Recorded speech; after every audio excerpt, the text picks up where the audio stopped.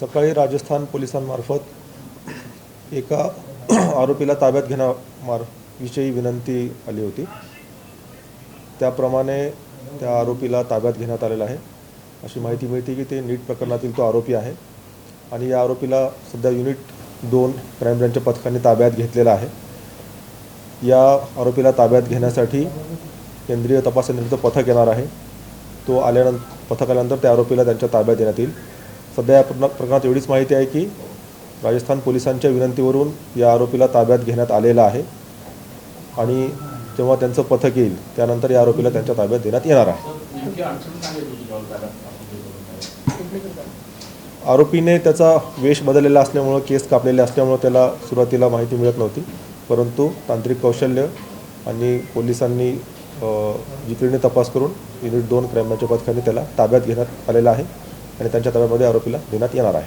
त्याचं नाशिक आणखी काही कनेक्शन येते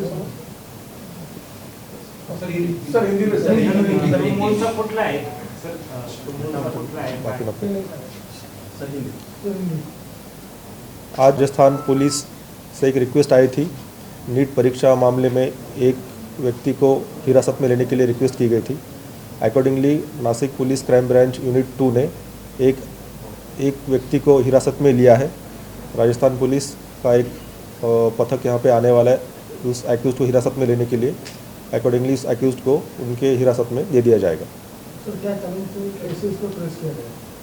ये जो व्यक्ति था इसने पूरे इसके बाल कटवा दिए थे, इसलिए इसको पहचानने में दिक्कत हो रही थी, लेकिन टेक्निकल एनालिसिस और जो सूझबूझ को सामने रखते हुए लोगों ने क्राइम ब्रांच यूनिट 2 की टीम ने उसे हिरासत में लिया।